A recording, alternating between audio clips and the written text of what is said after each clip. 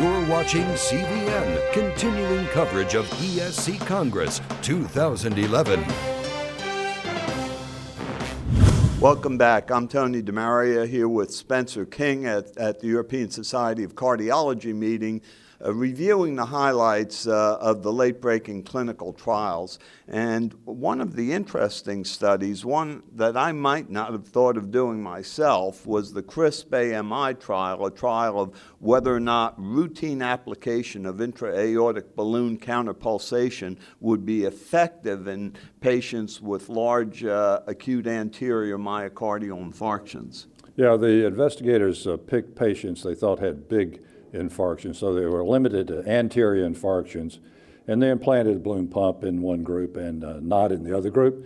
And the outcome was measured as MR assessment and several days later of the infarct size to see if balloon pumping could reduce infarct size, and it did not reduce infarct size at all in this group.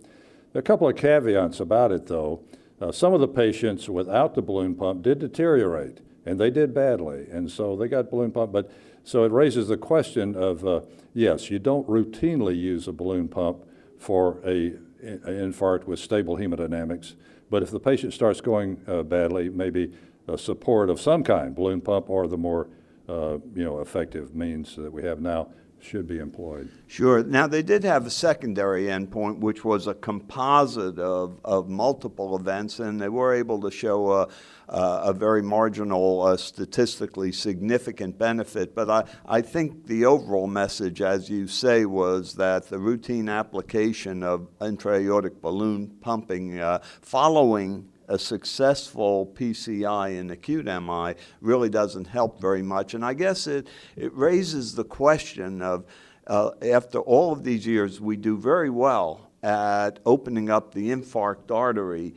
but in terms of reducing infarct size after that, dealing with no reflow and whatnot, we really haven't come up with a great strategy, have we? Yeah, this one was infarct. They put the balloon pump in before they opened the artery in this case. Right. But still it didn't work in terms of reducing infarct size, but this does not mean that we ought to give up trying to reduce infarct size, because there are a lot of ways to work to the no reflow, the microcirculation.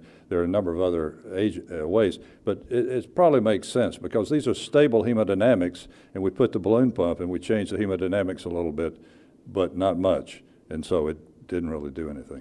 Right.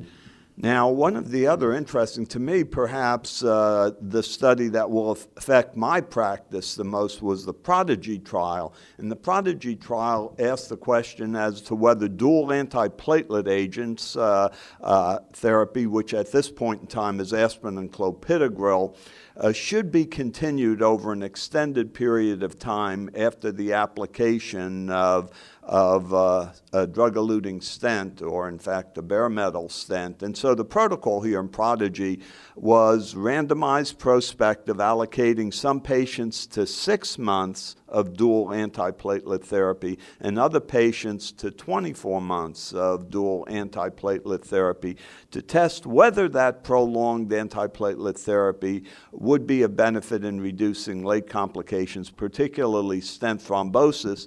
And surprisingly, the answer was no, that in fact there really was no difference. The slides they showed, the two data lines really were almost superimposed on one another. Yeah, as we talked about earlier, the late stent thrombosis is better with the latest versions of stents.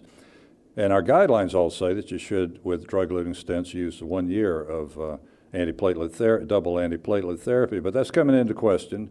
This trial looks at 6 months versus 2 years. Other trials are looking at as short as 3 months for some stents. So I think the question is not yet answered, but this one contributes significantly to the raising the question, should we consider changing our recommendations? Yeah, it's been my practice, actually, to keep patients on for even a little bit longer than 2 years if they tolerated the therapy, and I think I may well change doing that. Of course, they did continue aspirin therapy, and that's got to be taken into consideration. Yeah, and the thing we have to remember is the antiplatelet therapy. It's designed for the stent, but it's also designed for the whole, circulation, the whole coronary circulation. And so we may be preventing events that are not related to the stents with longer duration, but is related to the stent. It's a question. Maybe it's not really necessary to use quite as long as we had thought before. Yeah, and it's also intriguing, and more or less as a wrap-up, to think of the very positive results that we saw early in the meeting with apixaban and rivaroxaban, and that perhaps these agents in combination with aspirin and or thienopyridine might be a bit more effective as we go in the future. Yeah, we're struggling on the margins, though, because we've cut the thrombosis pretty low, and so the ability to add to that is becoming more and more difficult, and everything we add is going to cause more bleeding. Right. Well, generally good news, a very fascinating meeting. It's been a pleasure to have the opportunity to review these trials. For CVN, I'm Tony DeMaria.